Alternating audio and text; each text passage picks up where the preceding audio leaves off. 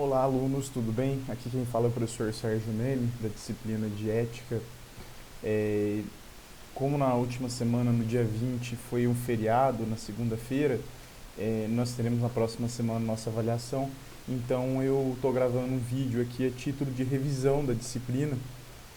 Acabamos que nós tivemos alguns encontros, alguns assuntos que nós abordamos. Então,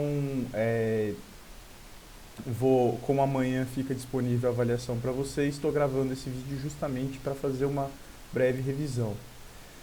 Antes de mais nada, pessoal, só gostaria de deixar bem claro que a nossa matéria ela é muito pautada em cima aqui nesse primeiro semestre sobre sobre o Estatuto da Advocacia, né? E por quê? Porque, como eu disse no começo do ano, as avaliações do exame da ordem costumam ser muito pontuais ao cobrar literalmente a literalidade, né, do Código de Ética e do Estatuto. Então é muito importante que vocês, como alunos, conheçam a redação desses dispositivos. Afinal de contas, é justamente em cima deles que a OAB costuma produzir as suas avaliações. Então, por isso, mais uma vez, se a minha pudesse dar uma sugestão de estudo quanto à matéria, é que seguisse sim em cima do estatuto inicialmente e depois, num segundo momento, sobre o código de ética, né? Um dos primeiros pontos que a gente vai estudar aqui, o que nós estudamos dentro do estatuto, é as atividades privativas de advogado. E aqui eu gostaria de fazer um destaque para uma visão do artigo 1º, em que eu até falei para vocês, olha, se a gente fosse analisar a redação crua do que está previsto no estatuto, lá fala que o advogado é atividade exclusiva de advogado postular em qualquer juízo. Porém, não é bem assim que funciona, porque nos juizados especiais, quando o valor da causa for até 20 salários mínimos, é dispensável a presença de advogado. E também na Justiça do Trabalho, o empregado conta com um poder que a gente chama de postulante. Ele não necessariamente precisa de advogado para postular na Justiça do Trabalho, né? E também é excluído disso a impetração de habeas corpus. A impetração de habeas corpus, de acordo com a própria Constituição, é um direito de cada cidadão.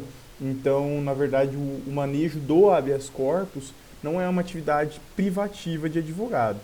Mas quanto a essas atividades privativas, né, é importante dar uma lida no artigo 1º, que são, na verdade, a postulação em juízo e atividades de consultoria, assessoria e direção jurídica, né?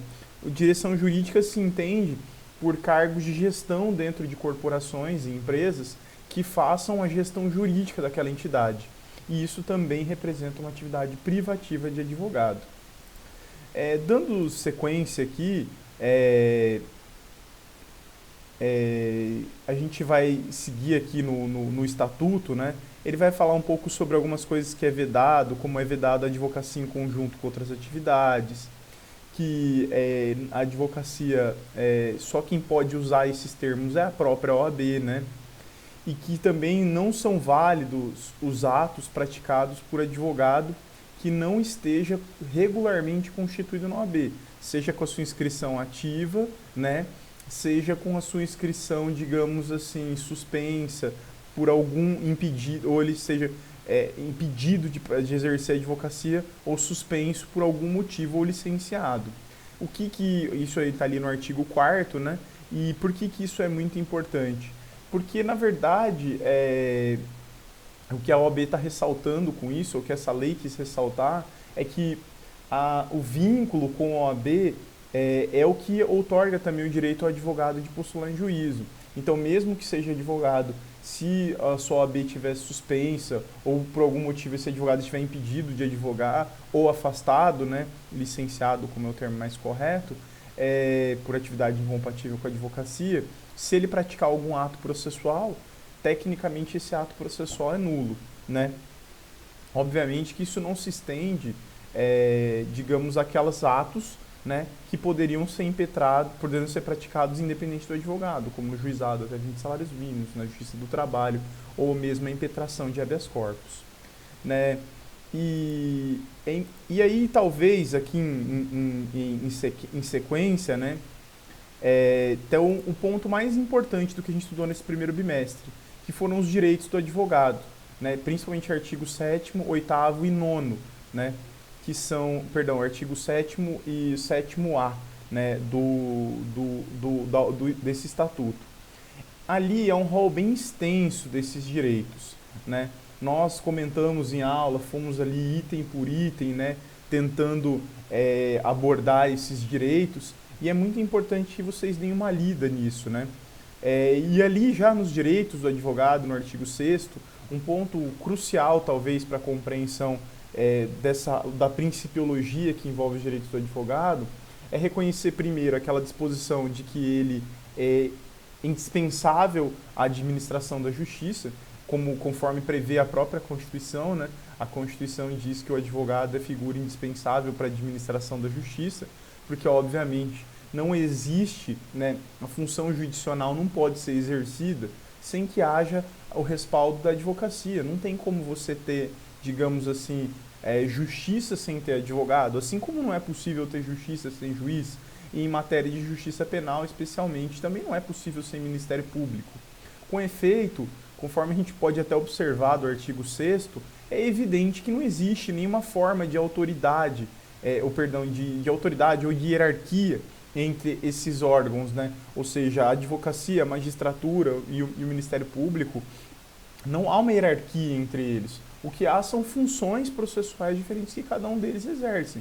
E por isso, até o Estatuto fala que, além de não existir hierarquia nem qualquer forma de subordinação, há um dever mútuo de respeito, né, e consideração recíprocos, ou seja, assim como o advogado deve respeitar o juiz também o deve respeitar, e em relação ao Ministério Público também da mesma forma. Assim como também o próprio Estatuto é claro em dizer que todos os servidores da justiça em geral, as autoridades públicas, também devem dispensar um tratamento compatível e adequado ao advogado, né? E ali o artigo 7º, ele começa a falar ali, basicamente, até numa principiologia, num rol bem claro, né, dos direitos do advogado, como o direito de exercer com liberdade em todo o território nacional. Mas aqui, quanto a esse item, eu gostaria de lembrá-los, né, que esse item precisa ser interpretado da seguinte forma: você pode sim exercer a advocacia de forma livre em todo o território nacional, porém, né, existem algumas limitações quanto ao número de processos que se pode ter para que você tenha que, fora da tua seção, né? A OAB é dividida em seções do Brasil por estados, e se você extrapolar o limite de ações dentro de uma outra seção que não seja a sua, porque dentro da sua você pode ter ações de forma ilimitada, o Estatuto vai dizer que você precisa exigir uma inscrição suplementar, uma inscrição complementar. Mas, em regra, sim, há uma liberdade para se exercer a todo o território nacional. Mas caso você queira exercer a advocacia com frequência fora da sua seção, é importante então que, se isso tiver com frequência, você tenha uma inscrição suplementar naquele estado onde você está exercendo.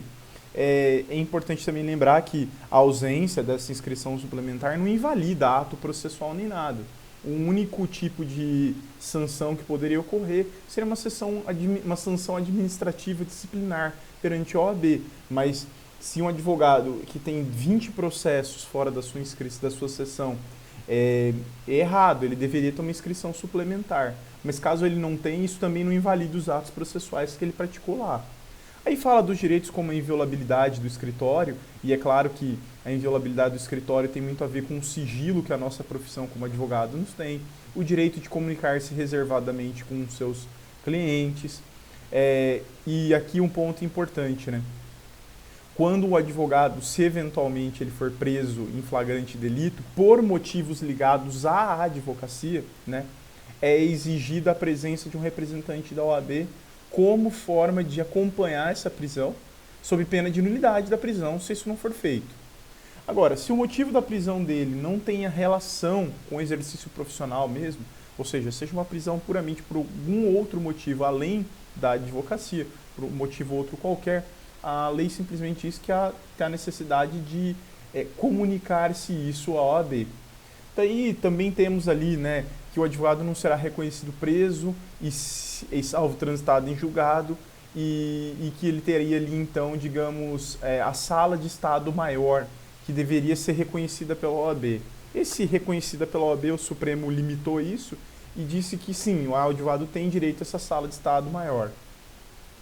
que não é uma figura do processo penal, vocês devem ter estudado assim, processo penal, o que são essas salas de Estado Maior, algumas autoridades, e o advogado se inclui nelas, tem direito a essa sala de Estado Maior nessas prisões e durante período de prisão que não sejam prisão execução da pena, né? O advogado tem direito de ingressar livremente em qualquer tribunal, em qualquer repartição pública, né? Em qualquer reunião em que participe para defender os direitos do seu cliente, permanecer sentado ou de pé em qualquer uma desses negócios, dirigir-se diretamente aos magistrados, independente de horário previamente marcado, desde que observada a ordem de chegada, caso tenha mais algum advogado.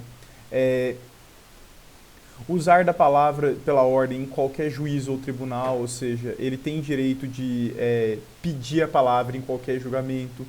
E aí, por diante, né, como reclamar verbalmente, por escrito, perante qualquer juiz ou autoridade.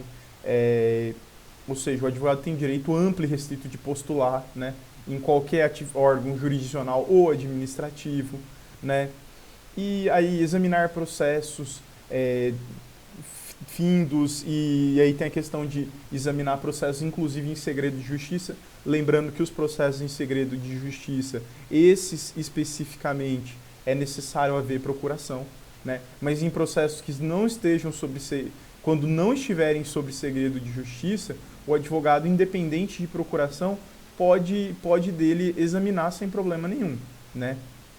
Ou seja, ressalvados os casos de segredo de justiça. Nesses casos, então, ele deverá ali apresentar um motivo ou uma procuração para analisar.